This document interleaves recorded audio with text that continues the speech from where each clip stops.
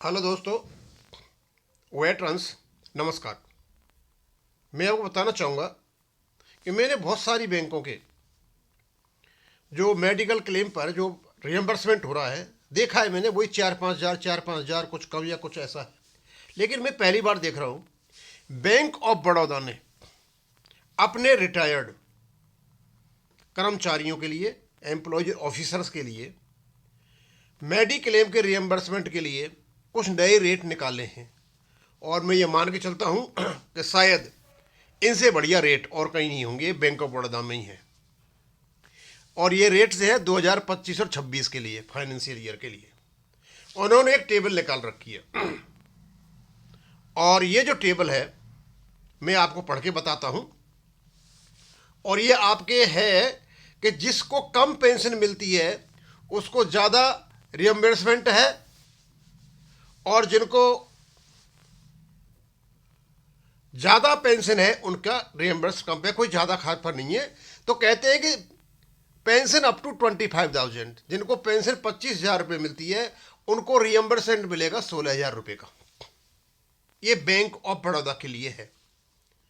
अब मेरे ख्याल में पॉलिसी का जो अमाउंट है वो 25-26 या 27-28 के आसपास है, यानी लगभग आपका 45% के आसपास आपका रियम्बर्समेंट मिल रहा है। दूसरा, पेंशन फ्रॉम 25,000 से लेकर के 40,000 तक उसको 12,000 रुपये मिलेंगे। और पेंशन अब 40,000 से लेकर ऊपर 10,000 रुपये मिलेंगे। और जो पीएफ ऑप्टी जो पेंशन नहीं ले पाए और जो उनकी स्पाउस जो उनको 10,000 12,000 रुपये मिलेंगे।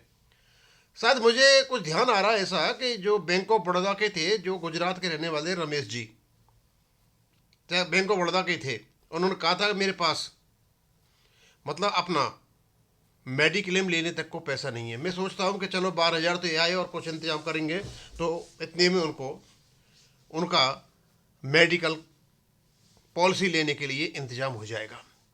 ये बैंक ऑफ बड़ौदा ने बहुत अच्छा कर किया है। और उसके बाद इनको कुछ और भी चीज़ें हैं जो नीचे बता रखी हैं। पहले तो मैंने अमाउंट बता दी, फिर कहते हैं for calculation of pension pay in the respect of staff हुए रिटायर्ड अप टू 30/9/2025 तक जो रिटायर उनके लिए है। The component considered are basic reduced basic pension after commutation plus DA plus additional, यानी आपका जो 25,000 का जो आपका कैलकुलेशन होगा उसमें से आपका कम्यूटेशन को निकाल दिया जाएगा। तो उससे और आपको नीचे के स्लैब से ऊपर चले जाओगे। As on 31 October 2025 further in respect of those employees who have retired in the month of October 2025, their pension pay comprising of the above component taken into consideration as on 30th November 2025 को मानी जाएगी। The amount of reimbursement, अब जो आपको पैसा मिलेगा वो कौन सा होगा? एक तो आपने पॉलिसी ली उसमें पैसा गया, दूसरे टेबल में कुछ अमाउंट दे रखा है, इनमें जो भी कम होगा तो स्वाभाविक सी बात है आपकी पॉलिसी का अमाउंट ज़्यादा है तो आपको ये पैसा मिल जाएगा। In respect of retirees who have opted for medical insurance under IBA medical insurance scheme, the amount of reimbursement will be directly credited to the amount। और जो ने IBA की पॉलिसी का लिया है, IBA की पॉलिसी के माध्यम से लिया है तो उनको ये पैसा उनको रियम्बर्स हो जाएगा।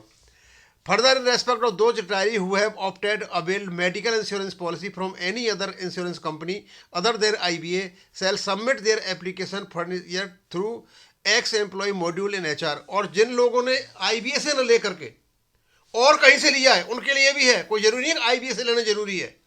तो उनके लिए आप एचआरएम यानी आपका बैंक का जो ह्यूमन रिसोर्स डिपार्टमेंट है वहाँ आप अप्लाई करोगे। यानी दो प्रकार का है, एक तो आईबीए से लिया है तो आईबीए को पैसा चला जाएगा, आईबीए से यदि आपने पॉलिसी नहीं ली है तो आपको अप्लाई करना पड़ेगा एचआरएम में जाकर। यानी आप अपनी ब्रांच में जाइए और वहाँ उनको बताइए और उनसे अप्लाई करा दीजिए। एक्स एम्प्लॉय और the spouse of the diseased ex-employee should be the primary holder and the proposer of the policy. Medical insurance in the name of any other person will not be eligible for reimbursement। अब जाकर के सारी जितनी भी जाओगे अपनी branch में जाओगे तो आपको ब्रांच तो जाना ही पड़ेगा, तो वहाँ और क्लियर हो जाएंगी सारी चीज़ें। बस मुझे इन्फॉर्म करना था, लंबा वीडियो नहीं बनाऊंगा।